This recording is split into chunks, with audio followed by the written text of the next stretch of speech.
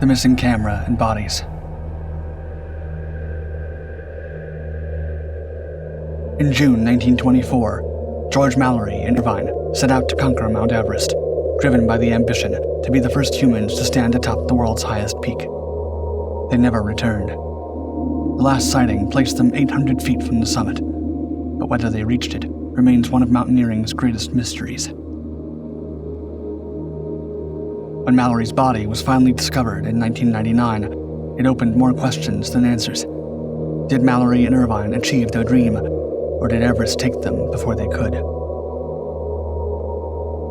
Mallory's body lay face down on the mountain's north face.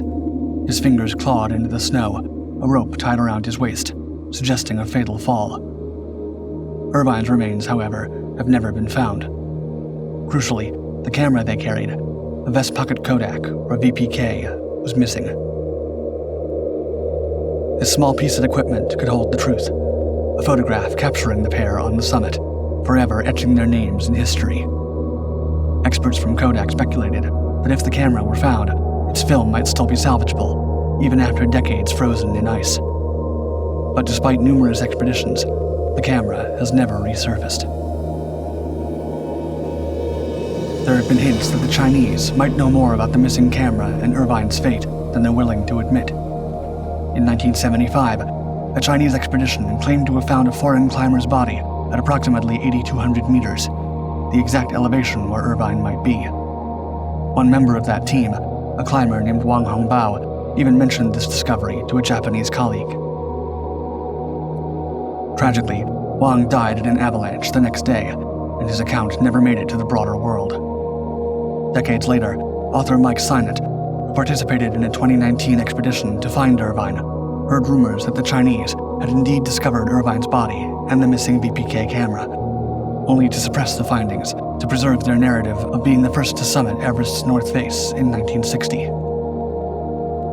Could the Chinese government be hiding the greatest clue to Everest's most enduring mystery? A former British diplomat has claimed that in 1984, a Chinese climber named Pung admitted to having seen the body of Irvine during a 1975 expedition, and even suggested the body and camera had been recovered, though Chinese technicians supposedly botched the development of the film. When pressed, Chinese mountaineering authorities have either denied finding anything or remained frustratingly silent. In 2019, the mystery only got stranger.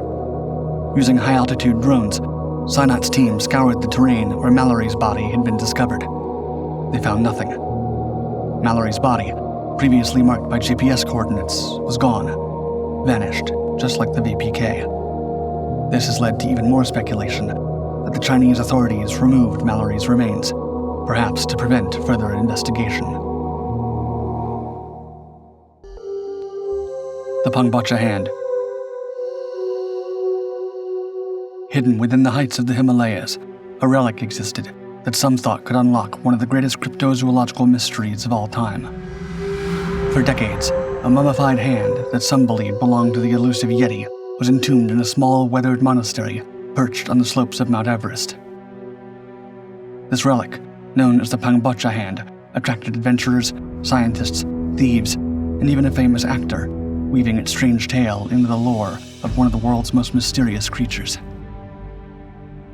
The Bacha Monastery, set in a remote village near the Everest base camp, was considered a sacred place, established by Lama Sangwa Dorji in the 17th century. According to the monks, the Yeti was drawn to the Lama's spiritual energy and began offering him food and firewood as he meditated in a secluded cave. When the creature died one day, the Lama took its hand and scalp back to the monastery as sacred relics. These relics, guarded by the monks, were used during fertility rituals in the local village and quickly became a source of fascination for outsiders in search of proof of the Yeti's existence.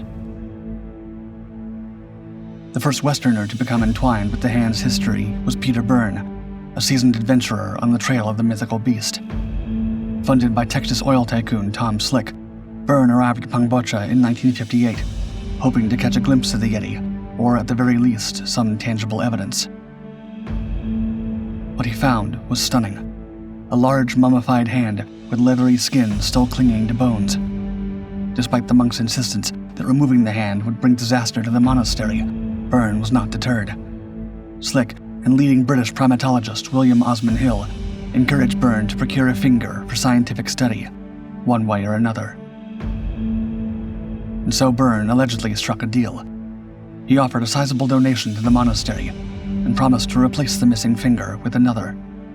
Returning to London, he secured a human finger from Hill, then smuggled it back into Nepal and attached it to the Yeti hand with wire.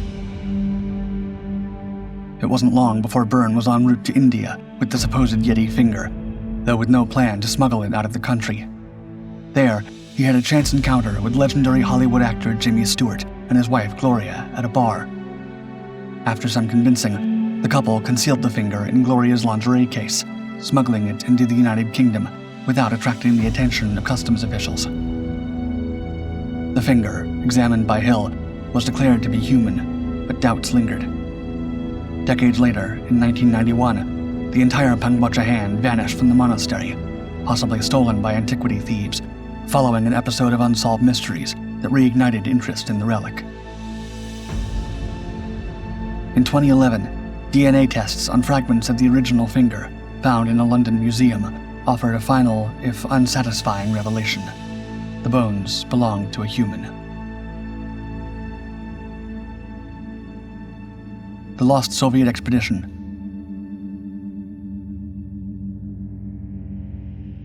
In the chill autumn of 1952, rumors began to spread through mountaineering circles.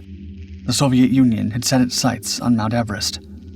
While the British and Swiss were locked in their own race to claim the world's highest peak, a new contender was allegedly emerging from the shadows of the Cold War. A team of 35 climbers, led by Dr. Pavel Dachnolian, was said to be assembling for a daring assault on Everest's icy crown. They had one extraordinary goal: to plant statues of Lenin and Stalin on the summit. Soviet newspapers had long dismissed mountaineering as a bourgeois pursuit, but times were changing. As the Iron Curtain fell across Europe, the Soviets looked to the mountains as a new frontier of political glory. Reports indicated that after a training expedition on Mount Lenin, the highest peak in the USSR, the team had been dispatched to the Himalayas, laden with innovative equipment. They were outfitted with self-heating clothes, special leather boots that promised to eliminate any danger of skidding, and an oxygen apparatus described as lighter than anything used before, all products of Soviet ingenuity meant to outshine Western technology. By mid-October 1952, the expedition had reached the Tibetan side of Everest. From their base camp, they dismissed their Tibetan porters, insisting on pushing forward alone. According to scattered radio transmissions, the team had reached Camp 8 at 27,000 feet and was preparing for the final ascent. 2 days passed. Then, silence. As the year drew to a close, an 18-day search effort combed the mountainside, but no trace of the climbers was found. It seemed the mountain had swallowed them whole. When the Soviets returned in spring, their investigation yielded nothing. Back in Moscow, authorities were tight-lipped, and stories of the tragedy faded into the fog of state secrecy. Years later, Yevgeny Grippenreiter, a respected Soviet mountaineer, set out to uncover the truth. He scoured archives, mountaineering journals, and interviewed anyone who might know the story behind the 1952 attempt. His search yielded nothing. No records, no photographs, not even the names of the climbers supposedly involved. It was as if the expedition had never existed. But in mountaineering lore, mysteries have a way of lingering. A passing comment from Tenzing Norgay, one of Everest's first conquerors, suggested that his uncle had seen Russians near the mountain in 1952. Still, no concrete proof has emerged, leaving the story unconfirmed.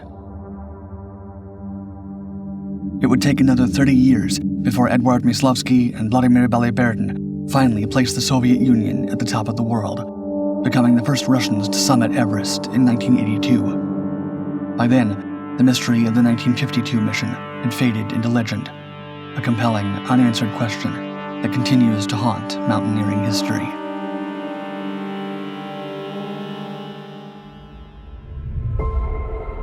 Kite Balloons.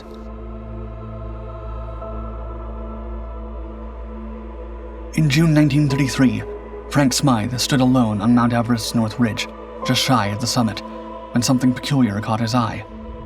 At 28,200 feet, every breath felt like an achievement. The English mountaineer, renowned for his daring exploits and fiery temperament, had chosen this grueling path toward the peak. But as he paused, squinting against the thin air, he saw something no climber before or since could adequately explain. Two strange dark objects hovering in the sky, pulsating as if they were alive. Smythe, known for his detailed observations and direct writing style, described the objects as resembling kite balloons, with one possessing a beak-like protrusion and the other squat wings. Despite the intense fatigue and oxygen deprivation, he conducted an experiment. He looked away, reciting the names of nearby peaks, Cho Oyu, Yachongkang, then back again. The objects hadn't moved, hanging in the sky, unaffected by the wind. He later noted that the pulsations were much slower than his own heartbeat, and their distinct, lifelike motion defied simple explanation. But what were they? An optical illusion born of the mountain's notorious hypoxia, or something stranger, an alien mystery tethered to Everest's icy heights? Frank Smythe was no novice climber prone to flights of fancy. Born in 1900, he'd already secured a reputation as one of Britain's finest mountaineers, with multiple daring ascents in the Alps and Himalayas. He was also an accomplished author and botanist, his adventures brought to life in nearly 30 books. Smythe described the encounter in his book Camp 6, dismissing the notion that it was merely a hallucination caused by altitude sickness. Others, however, were less convinced. Mike Ward, the doctor on 1953 Everest expedition, attributed Smythe's vision to hypoxia. Yet Smythe had insisted until his final days that the objects, or perhaps creatures, were real. As he descended from Everest that fateful day, the strange objects vanished behind a sudden mist, disappearing as mysteriously as they had emerged.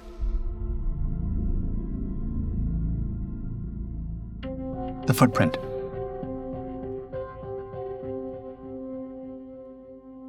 It was the autumn of 1951 when a group of seasoned mountaineers, led by the legendary Eric Shipton, made their way through the barren snowscapes of the Everest region. It was a time before Everest had become the crowded destination of climbers and adventurers of today, when only the bold dared to tread its unforgiving slopes. This particular reconnaissance expedition, intended to survey potential routes for an eventual summit attempt, would soon be remembered for something altogether more mysterious. As the team descended through the Menlung Basin, Shipton and his companion, Dr. Michael Ward, stumbled upon a peculiar sight: footprints in the snow. Not the typical tracks of an animal or man, but something altogether more strange. These prints, at an altitude of 15,000 feet, were unnerving. One footprint, captured in the now famous photograph beside Ward's boot, was nearly twice as wide as a human foot, with oddly misshapen toes, the big toe larger and lower than expected. The mountaineers, both experienced and sensible men, were baffled. Who or what could have left such a print in a place so desolate? Shipton quickly snapped several photos, using his ice axe and Ward's boot for scale. As they followed the tracks down the glacier for about a mile, the prints seemed to cross narrow crevasses, leaving behind claw-like impressions in the snow. The expedition camped for the night, still pondering the odd discovery. In the following days, more members of the team, including W.H. Murray and Tom Bourdion, examined the prints. By then, the sun and wind had distorted them, but their unusual size and shape remained clear.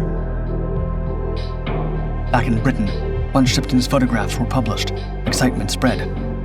Cryptozoologists, monster hunters, and mountaineers were quick to claim that these prints were proof of the elusive Yeti, a creature long rumored to haunt the snowy peaks of the Himalayas, according to Sherpa legends.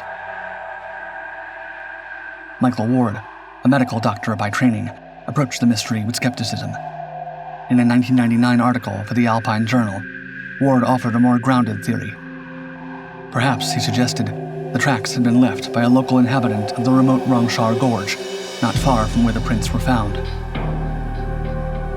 Ward had seen firsthand how Himalayan villagers could navigate snow barefoot, their feet adapted to the cold through a condition known as cold-induced vasodilation. He even recalled seeing a Nepalese Highlander with severely deformed feet that could easily have produced the strange impression Shipton photographed.